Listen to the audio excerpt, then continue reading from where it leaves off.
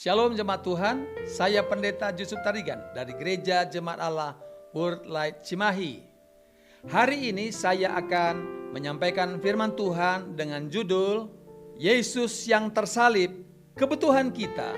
Yohanes 3 ayat 16 berkata, karena begitu besar kasih Allah akan dunia ini, sehingga ia telah mengaruniakan anaknya yang tunggal, supaya setiap orang yang percaya kepadanya tidak binasa, melainkan beroleh hidup yang kekal. Yohanes 3 ayat 17 berkata, sebab Allah mengutus anaknya ke dalam dunia bukan untuk menghakimi dunia, melainkan menyelamatkannya oleh Dia. Haleluya. Izinkan saya kesempatan ini menceritakan sebuah kisah sederhana.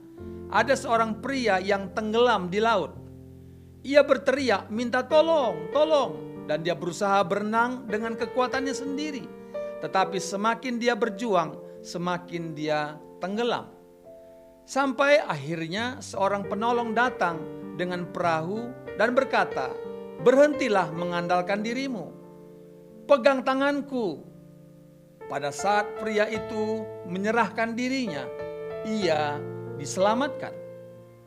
Saudara, seringkali kita seperti pria tadi. Kita berusaha menyelamatkan diri kita sendiri dengan kebaikan, usaha, bahkan agama sekalipun.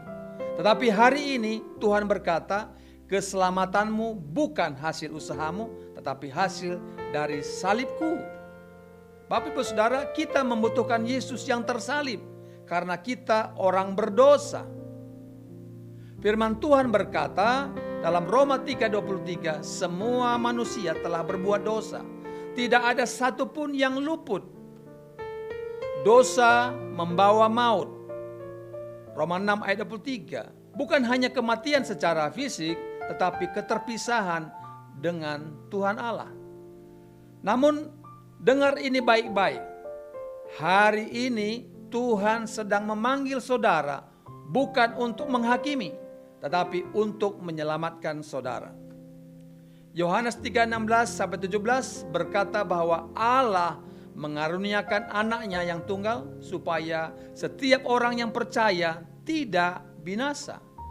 Hanya Yesus yang tersalib yang sanggup menghapus dosa kita. Sama seperti kata Rasul Paulus, di mana dosa bertambah banyak, di sana kasih karunia menjadi berlimpah-limpah. Roma 5 ayat 20.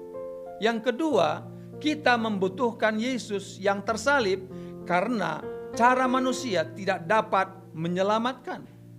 Seringkali kita berpikir, saya sudah cukup baik. Tetapi Yesaya 64 ayat 6 berkata, kebaikan kita itu seperti kain kotor. Saudara yang dikasihi Tuhan, Tuhan berkata hari ini, berhentilah mengandalkan dirimu sendiri dan mulailah percaya kepada salib Kristus. Tidak ada manusia yang bisa menebus manusia lain. Mazmur 143 ayat 2. Hanya Yesus yang berkata dalam Yohanes 14 ayat 6. Akulah jalan, kebenaran, dan hidup. Bukan salah satu jalan, tetapi satu-satunya jalan. Seperti yang dikatakan Billy Graham, salib adalah tempat di mana keadilan dan kasih Allah bertemu. Yang ketiga, kita membutuhkan Yesus yang tersalib untuk memperdamaikan kita dengan Allah, pencipta kita. Dosa membuat manusia menjadi musuh Allah. Kolose 1 ayat 21. Bahkan tanpa sadar hati kita sering menjauh dari Tuhan. Tetapi hari ini ada kabar sukacita. Tuhan tidak sedang menjauh dari hidupmu. Tuhan sedang menarikmu kembali kepadanya melalui salib.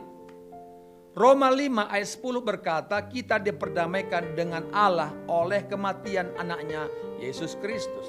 Artinya apa? Salib bukan akhir. Salib adalah jalan pulang.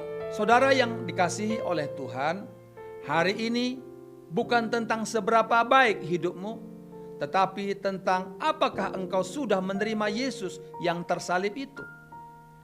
Tuhan Yesus berkata hari ini, aku mati bukan karena kamu sempurna, tetapi karena aku mengasihimu.